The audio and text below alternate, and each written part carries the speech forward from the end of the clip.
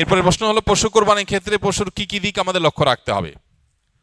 পশু কোরবানির ক্ষেত্রে লক্ষ্য করতে হবে প্রথম কোন কোন পশু দিয়ে কোরবানি দেওয়া যায় সেই পশু দিয়ে কোরবানি করছি কিনা, এটা হলো সবচেয়ে প্রথম যে বিষয়টি লক্ষ্য রাখতে হবে। সাধারণত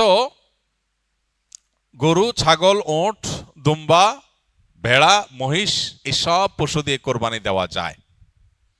অতএব কোরবানির পশু যে নির্ধারিত সেগুলোর মধ্যে কোরবানি হতে হবে, এটা হলো প্রথম লক্ষণীয় বিষয়। দ্বিতীয় লক্ষণীয় বিষয় হলো আমাদের দেশে সাধারণত আমরা গরু বা ছাগল দিয়ে কোরবানি দেই।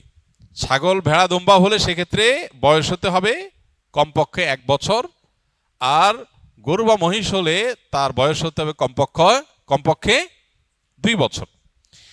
এখন গরু বা ছাগলের মুখের ভেতর আঙ্গুল দিয়ে দাঁত দেখে বোঝা যায় কয়টা দাঁত পড়েছে, তারপরে বছর বয়স বোঝা যায় এবং এটা অথেন্টিক। অতএব অভিজ্ঞরা যদি হাত দিয়ে দাঁত পড়া দেখে 1 দাঁত 2 দাঁত হয়েছে 2 বছর, 1 দাঁত হয়েছে 1 বছর, এটা দেখে যদি বয়স নিরূপণ করে তার উপর ভিত্তি করে কোরবানি করা যাবে। কিন্তু খোলাসা কথা হলো গরু হলো 2 বছর, ছাগল ভেড়া হলে 1 বছর বয়স হতে হবে। এটা হলো দ্বিতীয় লক্ষণীয় বিষয়।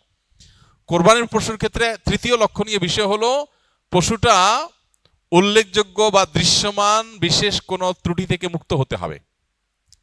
যেমন এত বেশি আঘাতপ্রাপ্ত হয়েছে যে, এত বেশি দুর্বল হয়েছে যে সে উঠে জবের জায়গা পর্যন্ত যেতে পারে না, একটা চোখে কিছু দেখেই না, একটা কান পুরা নষ্টই হয়ে গেছে, অ্যাক্সিডেন্টে বা কোনোভাবে দুর্ঘটনায় পা ভেঙে গেছে এমন ভাবে যে হাঁটতেই পারে না, তো এরকম যদি হয় তাহলে সেটা কোরবানির জন্য উপযুক্ত নয়। এবং কোরবানির জন্য তৃতীয় লক্ষণীয় বিষয় হলো এই ধরনের ত্রুটি থেকে মুক্ত থাকবে। এমনি কানের অল্প একটু কাঁটা আছে, কোথাও একটু সামান্য কাটা গেছে, একটু দুর্বল হয়েছে, এটার কারণে কোরবানির অসুবিধা হবে না। মেজর কোনো অসুবিধা যদি না হয় তা দিয়ে কোরবানি করা জায়েজ হবে।